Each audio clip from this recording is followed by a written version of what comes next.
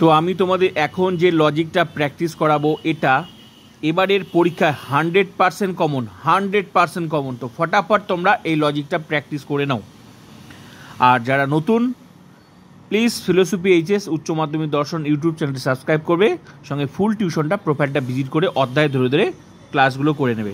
তো চলো, প্রশ্নটা কি? নিম্নলিখিত বাক্যগুলিকে তর্কবিদ্যাসম্মত আকারে রূপান্তরিত করে তাদের গুণ ও পরিমাণ উল্লেখ করো। এই যে এই ধরনের প্রশ্ন, গুণ ও পরিমাণ, তো পরীক্ষা এইভাবে প্রশ্নটা থাকবে, তাদের গুণ ও পরিমাণ উল্লেখ করো। কিভাবে তোমরা বার করবে? এরকম প্রশ্ন থাকবে, কে বড় হতে চায় না, 4টা থাকবে। স্বল্প সংখ্যক ব্যবসায়ী সৎ, কেবল স্নাতকরাই এ পদের যোগ্য, কবিরা ভাবপ্রবণ হয়। তো আমি তোমাদেরকে সহজে লজিকটা বুঝিয়ে দিচ্ছি, ঠিক আছে? দেখো, প্রচুর তো ক্লাস করেছো, তারপরও মাথার মধ্যে কিছু ঢুকছে না। তো এই ক্লাসটা করো, আশা করি তোমাদের সব ক্লিয়ার হয়ে যাবে, ঠিক আছে? তো গুণ পরিমাণ এই ধরনের প্রশ্নের উত্তর তোমরা কি করে করবে পরীক্ষায়? নিম্নলিখিত বাক্যগুলিকে তর্কবিদ্যাসম্মত আকারে রূপান্তরিত করে তাদের গুণ ও পরিমাণ উল্লেখ করো। সবার প্রথমে তোমাদেরকে বচন করতে হবে। বচন, কে বড় হতে চায় না। তো এই ধরনের প্রশ্ন যখন থাকবে তখন তোমরা মনে রাখবে কে বড় হতে চায় না। তো প্রশ্নটার উত্তর যেটা হবে সেটাই বচন। তারপর কে বড় হতে চায় না, তুমি উত্তর কি দেবে? যে সবাই বড় হতে চায়, মানে সকল মানুষই বড় হতে চায়। তখন মনে হবে যে তুমি যে বললে যে সকল মানুষই বড় হতে চায়, তাহলে সকলটা কার নিয়ম? এ বচনের নিয়ম। এ বচনের নিয়ম তো আমি লিখে দিয়েছি, প্রত্যেকটা বচন কমপ্লিট করে দিয়েছি। তাহলে সকলটা কার নিয়ম? এ বচনের নিয়ম। তো যখনই দেখলে সকল মানুষ বড় হতে চায়, তখন বুঝে গেলে সেটা এ বচন হবে। তাহলে উত্তরটা হবে সকল মানুষ হয় এমন যারা বড় হতে চায়, এ বচন। আশা করি ক্লিয়ার হয়ে গেল এই ধরনের প্রশ্ন মধ্যে চিহ্নে। এবার পয়েন্ট করতে হবে গুণ। যেহেতু বলছে গুণ ও পরিমাণ উল্লেখ করো, তাহলে পয়েন্ট করতে হবে গুণ। গুণ মানে কি লিখবো? গুণ মানে জানার জন্য তোমাদের এই গুণ ও পরিমাণ লিখতে গেলে তোমাদেরকে এইটুকু ছকটা জানতে হবে। তোমরা ভালো করে দেখে নাও, এইটুকু ছকটা তোমাদেরকে জানতে হবে, ঠিক আছে? এই যে গুণ, গুণ মানেই আমরা জানবো, গুণ মানেই জানবো, হ্যাঁ ভালো করে দেখো, গুণ মানেই আমরা জানবো কি? গুণ মানেই জানবো গুণ অনুযায়ী বচন দুই প্রকার, একটা সদর্থক বা হ্যাবাচক, একটা নয়ার্থক বা নাবাচক।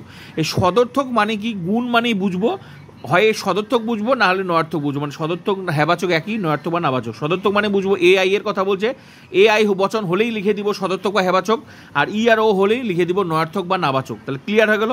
আর পরিমাণটা কি বুঝবো? ভালো করে দেখো, পরিমাণটাও একই কথা, পরিমাণটাও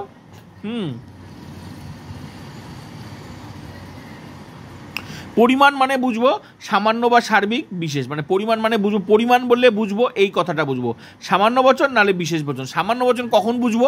যখন হচ্ছে তোমাদের এ ই বচনের মধ্যে থাকবে তখন সামান্য বচন হবে, আর আই আরও হলে বিশেষ বচন হবে। তাহলে গুণ মানে এটা বুঝবো, আর পরিমাণ মানে এটা বুঝবো। তো এবার ভালো করে দেখো, এবার হচ্ছে এই পয়েন্টগুলো তোমাদের ক্লিয়ার হয়ে যাবে। তাহলে গুণ মানে কি বুঝবো? সদর্থক না নয়ার্থক। সদর্থক বচন কখন দিব? এ আর আই বচন, যেহেতু এ বচন বেরিয়েছে তাহলে সদর্থক, এখনই দেখালাম। তাহলে গুণ ক্লিয়ার, সদর্থক বা হ্যাবাচক দুটোর মধ্যে যে কোনো একটা নাম দিলে হবে। আর পরিমাণ মানে কি বুঝবো? পরিমাণ মানে বুঝবো সামান্য বা বিশেষ। তাহলে সামান্য বচন কোনগুলি? এখনই বললাম, এ আর ই হলে সামান্য বচন, আর আই আর ও হলে বিশেষ বচন। তাহলে এ বচন বেরিয়েছে, এই জন্য এটা সামান্য। ক্লিয়ার? এইটুকু লিখলেই ব্যাস হয়ে যাবে, এই প্রশ্নের উত্তর ক্লিয়ার। এবার নেক্সট প্রশ্ন দেখো, স্বল্প সংখ্যক ব্যবসায়ী সৎ। এই যে স্বল্প সংখ্যক, স্বল্প মানে কি? কিছু কিছু, মানেটা বুঝতে হবে। স্বল্প মানে কি? স্বল্প সংখ্যক মানে কিছু কিছু। তো কিছু কিছুটা কার নিয়মের? হ্যাবাচক আছে, কার নিয়মের? ওটা আই বচন নিয়ম। কোনো কোনো, কিছু কিছু, অধিকাংশ, বেশিরভাগ। আলটিমেটলি এগুলোর মানে কি? স্বল্প সংখ্যক মানে কি? কিছু কিছু। তো কিছু কিছুর প্রশ্নটা ঘুরিয়ে দিয়েছে, কিছু কিছু মানে কার?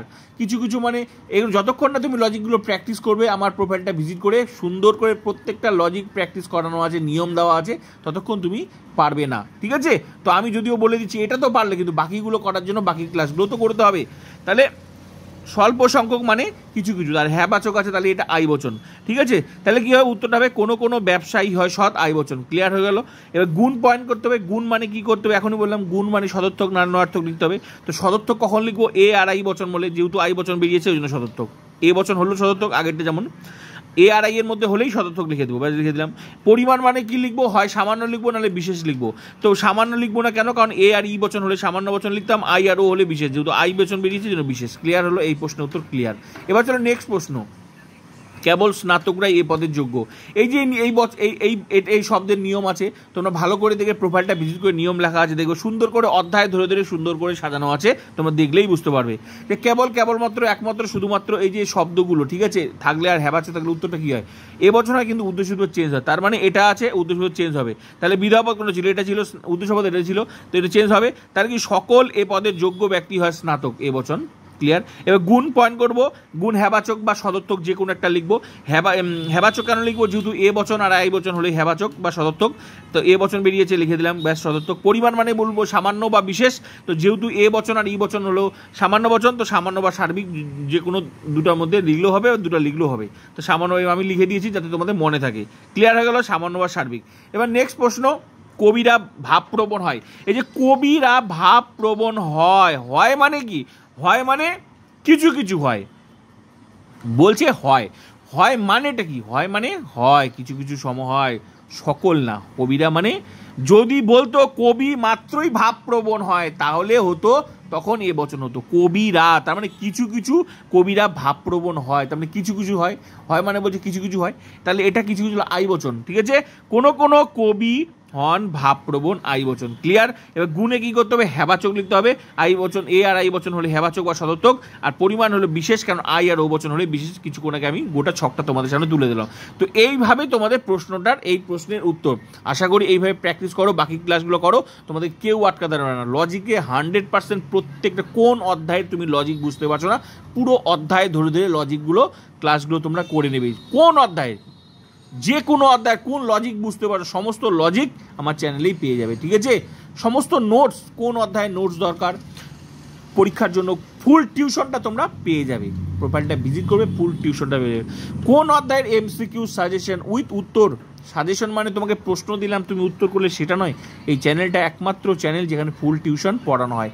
তো তোমার ফুল টিউশনটা তোমরা প্রোফাইলটা ভিজিট করে অধ্যায় ধরে ধরে পরীক্ষার দেখে নেবে, ঠিক আছে। প্রতি বছরই আমি পড়াই, এবছরও চলছে। তোমার কোন জায়গায় প্রবলেম, কোন লজিক বুঝতে পারছো না, কোন নোটস বুঝতে পারছো না, কোন নোটসের দরকার, কোন এমসিকিউ দরকার, কোন অধ্যায়ের এমসিকিউ দরকার, কোন অধ্যায়ের এসিকিউ দরকার, শুধু কি সাজেশন দরকার, শুধু কি পরীক্ষার জন্য পাস করা দরকার, সব কিছু তোমার চাহিদা মতো ফুল টিউশনটাই আমার কাছে পেয়ে যাবে অধ্যায় ধরে ধরে, ঠিক আছে। আর প্লিজ শেয়ার করো, ক্লাসগুলো করো, কেউ আটকাতে পারবে না।